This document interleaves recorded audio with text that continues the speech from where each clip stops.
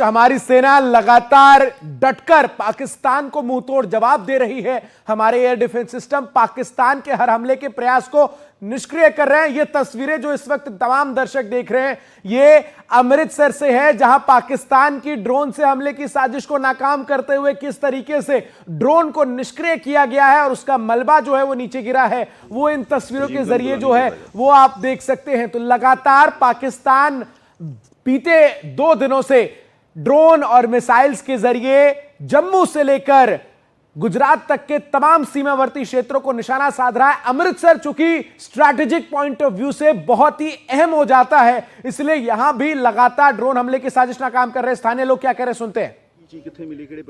ਇਹ ਪਿੰਡ ਰਾਣੇ ਵਾਲੀ ਦਾ ਰਕਬਾ ਤੇ ਪੈਲੀ ਤੇ ਵਿਕ ਚੁੱਕੀ ਹੈ। ਬੱਲਾਂ ਦੇ ਪਿੰਡ ਦੇ ਬੰਦੇ ਉਹਨਾਂ ਨੇ ਪੈਲੀ ਲਈ ਆ ਤੇ ਰਕਬਾ ਰਾਣੇ ਵਾਲੀ ਦਾ ਆ।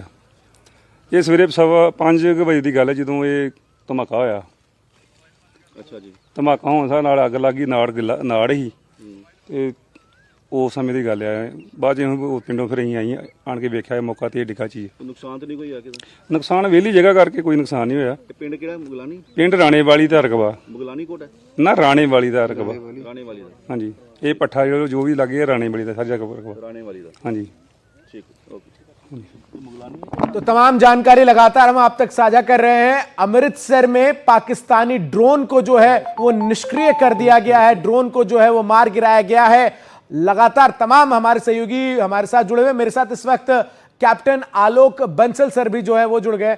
कैप्टन आलोक सर, जिस तरीके से अब जो स्थिति नजर आ रही है, अब जब ऑपरेशन सिंदूर अपने चौथे दिन में प्रवेश कर चुका है, तो क्या किसी भी प्रकार का कोई शक शुबा होना चाहिए कि ये अब सीधे जो है वो एक युद्ध की स्थिति बन चुकी है?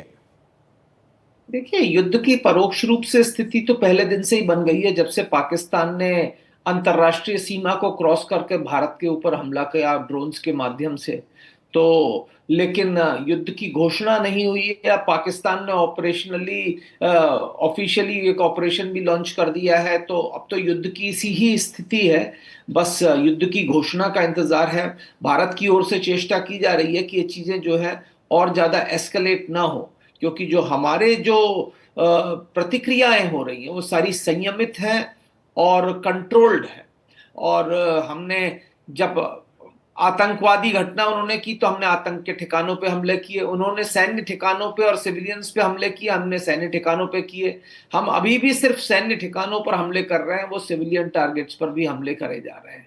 तो हम कोशिश कर रहे हैं कि ये जो कॉन्फ्रंटेशन है ये कंट्रोल्ड रहे, लेकिन पाकिस्तान की ओर से चेष्टा हो रही है, वो हर चीज को बढ़ाने की कोशिश कर रहा है, जबकि उसके पास सैन्य सामग्री का अभाव है जी। तो ये लगता है कि पाकिस्तान की चेष्टा ये है कि इस चीज को ज्यादा आग देकर अंतर्राष्ट्रीय समुदाय को मध्यस्थता के लिए लाया जाए, या भारत की सिविलियन पॉपुलेशन पे हमला करके किसी तरीके से भारत जो है युद्ध विराम के लिए तैयार हो जाए। तो ये पाकिस्तान की कोशिश है और इसी के अंतर्गत पाकिस्तान हमले करेगा। और ये जो पाकिस्तान की कोशिश है, इसका परिणाम पाकिस्तान को जो है वो किस लिहाज से उठाना पड़ेगा, इसका अंदाजा अब पाकिस्तान को हो रहा है, क्योंकि तमाम हम उन ठिकानों को लगातार स्ट्राइक कर रहे हैं जहां से हम पर हमले हो रहे हैं। 3 एयर बेसिस पर नुकसान की पुख्ता जानकारी भी सामने आ रही है। Lieutenant general retired Rajiv Chopra sir भी मेरे साथ इस वक्त जुड़ गए।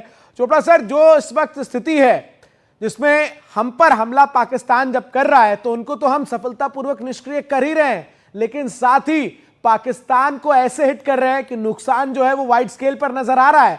3 एयर बेसिस से पाकिस्तान के स्थानीय लोग ही तस्वीरें जो है वो साझा कर रहे हैं कि किस तरीके से वहां भारी नुकसान हुआ है।